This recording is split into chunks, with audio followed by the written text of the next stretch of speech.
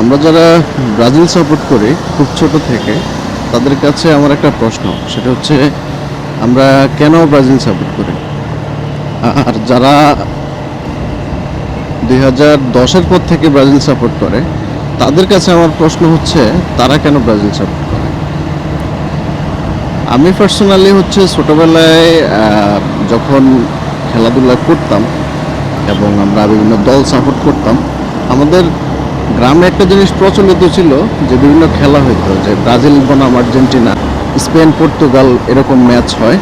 তো ছোটোবেলায় আমি হচ্ছে যে ফুটবল খেলার স্বার্থে আমি ব্রাজিলের দিকেই খেলতাম, আমার ভালো লাগতো। আর স্পেন পর্তুগালের কথা আসলে আমরা পর্তুগালের দিকে খেলতাম। যারা আমরা ব্রাজিল সাপোর্টার ছিলাম, ন্যাচারালি আমরা কেন জানি পর্তুগাল সাপোর্ট করতাম। আবার ক্লাব ফুটবলের মধ্যে আমরা দেখা গেছে যে রিয়াল মাদ্রিদের সাপোর্টার ছিলাম। তো এগুলো অনেক আগের ঘটনা, ধরেন 2006, 8, 10। তো ওই সময় ব্রাজিল সাপোর্ট করার একটা রিজন ছিল, কারণ ব্রাজিলের খেলার মধ্যে একটা ছন্দ ছিল, খেলাটা সুন্দর ছিল। আর এখনকার মতো এত ওই ধঞ্চা মার্কা প্লেয়ার ছিল না যে ধরেন 10টা অ্যাটেম্প্ট নেবে একটা গোল করবে, এরকম না। তখনকার হিসাব কিতাব ছিল অন্যরকম। দেখা গেছে যে অ্যাটেম্প্ট সংখ্যা কম ছিল কিন্তু গোল অ্যাকুরেসিটা ভালো ছিল, গোল হইতো। বা আমরা এটা বুঝতে পারতাম যে অমুক দলের সাথে জিতবে, এত ইয়ার কিছু নাই। আমরা সাদা কালো টিভিতে খেলা দেখতাম ওই সময়টাতে। এখনকার অনেক যারা বিশারদ আছেন তারা ল্যাংটা ছিলেন, সহজ কথায় বলতে গেলে। তো ওই সময়টাতে ব্রাজিলের পজিশন, খেলার স্টাইল, ব্রাজিলের ওই সময়ে কাপ 5টা ছিল। তো এগুলা দেখে টেকে ব্রাজিল সাপোর্ট করার একটা স্ট্রং লজিক ছিল। হ্যাঁ, এরপর 2010-এর পর থেকে ব্রাজিলের খেলা ডে বাই ডে নষ্ট হয়েছে, মানে উন্নতি কিন্তু হয় নাই। আপনি নেইমারের মতো ইনজুর্ড একটা প্লেয়ার দিয়া, নেইমারের মতো দুর্বল একটা প্লেয়ার দিয়া কখনো এটা আশা করতে পারেন না যে সে আমাদেরকে কাপ এনে দিবে বা কিছু একটা। 2014 সালে যখন ওই কলম্বিয়া একটা হেভি ট্যাকেল দিয়ে নেইমারের শেষ করে দিছে, তখন হচ্ছে যে স্ট্রাইকিং পয়েন্ট এমনিতেই অবস্থা খারাপ ছিল, ওইরকম ফিনিশার ছিল না। তারপরে ওই ফলারও শেষ করছে, আর তখন আশা ভরসা একদমই নাই। 18 বিশ্বকাপ তো আপনারা দেখছেনই, 22-এরটা দেখছেন, তারপরে 26-এ তো দেখলেনই। বর্তমান সিচুয়েশনে আসলে ব্রাজিল এত প্লেয়ার প্রডিউস করে কিন্তু নিজের দলের জন্য ওই লেভেলে প্লেয়ার নাই। আপনি দেখেন আজকের ম্যাচে হাল্যান্ড কয়টা বল হচ্ছে যে ও মানে নিজে অ্যাটেম্প করছে গোলের দিকে, কয়টা বলের জন্য সে দৌড়াইছে, গোল দিয়ে লাইছে 2টা। আর ব্রাজিলের স্ট্রাইকাররা শালার পুতেরা হচ্ছে যে পেনাল্টি পর্যন্ত মিস করে। মানে ফিফা আপনার জন্য আর কি করবে, ফিফা আপনারা 2টা পেনাল্টি দিছে। এখন তো আর্জেন্টিনার এরা এটা বলবে যে 2টা পেনাল্টি দিছে, দেওয়া সত্ত্বেও আপনারা কাজে লাগাইতে পারেন না, আপনারা হারেন। তো আমি একটা মিমস দেখলাম সকালে ঘুম থেকে উঠে, সকাল বলতে মানে ঘুমাইছিও সকালে, উঠছিও সকালে। তো ঘুম থেকে উঠে একটা মিমস দেখলাম এরকম যে আমাদের মধ্যবিত্ত পরিবার ভাই, আমরা পেনাল্টি কিনতে পারি কিন্তু পেনাল্টিতে যে গোল দেওয়া লাগে সেটা আমরা কিনতে পারি না। কত বড় টল, চিন্তা করছেন? তো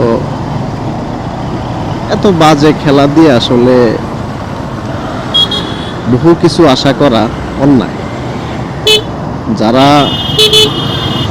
এর চেয়ে ভালো খেলে তাদের তো অবশ্য আরও উপরে যাওয়া উচিত, তাই না? নরওয়ে যে এই টাইপের খেলা খেলছে, এটাতে নরওয়ে ডিজার্ভ করে। এটা ব্রাজিলের সাথে হোক বা অন্য যে কোনো দলের সাথে, তাদের খেলার মানে হিসাব নিকেশ ঠিক আছে এবং তারা ভালো খেলছে। আর সবচেয়ে বড় কথা হচ্ছে এরকম বর্তমান ব্রাজিল যে ধুনচা টাইপের দল, এটা দিয়ে আসলে যা হয়েছে হয়েছে, বাদ হয়ে গেছে, ভালো হয়েছে। এখন একটু শান্তিতে ঘুমাবো, এছাড়া আর কিছু বলার নেই। যারা 90s-এর পোলাপান আছেন আমাদের মতো, যারা ছোটোবেলায় ব্রাজিলের ভালো খেলা দেখে বড় হয়েছেন, যারা 2002 বিশ্বকাপের সময় ছিলেন। হ্যাঁ, আমাদের অন্তত একটা ভ্যালিড রিজন আছে যে আমরা কেন ব্রাজিল সাপোর্ট করি। 6 থেকে কেউ সাপোর্ট করলে তারও একটা ভ্যালিড রিজন আছে, কি সে একটা কাপ মানে রিসেন্ট টাইমে দেখছে, লাস্ট চ্যাম্পিয়ন হচ্ছে যে তার নিজের সাপোর্টিং দল।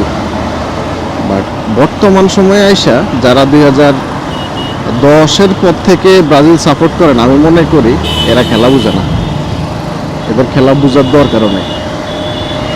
কারণ বর্তমান সময়টা আসলে ব্রাজিলের মানে ফেভারে নাই লাস্ট অনেক বছর, এবং এই জিনিসটা আমরা এবার একদম হাড়ে হাড়ে আমাদেরকে বুঝাই দেওয়া হয়েছে ব্রাজিলের পক্ষ থেকে।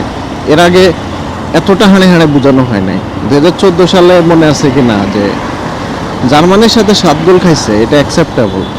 হ্যাঁ, জার্মানির সাথে 7 গোল খাওয়া আচ্ছা ঠিক আছে, খাইছে, কারণ আমাদের বেশিরভাগ প্লেয়ার আগের ম্যাচে সমস্যায় পড়ছে কলম্বিয়ার সাথে।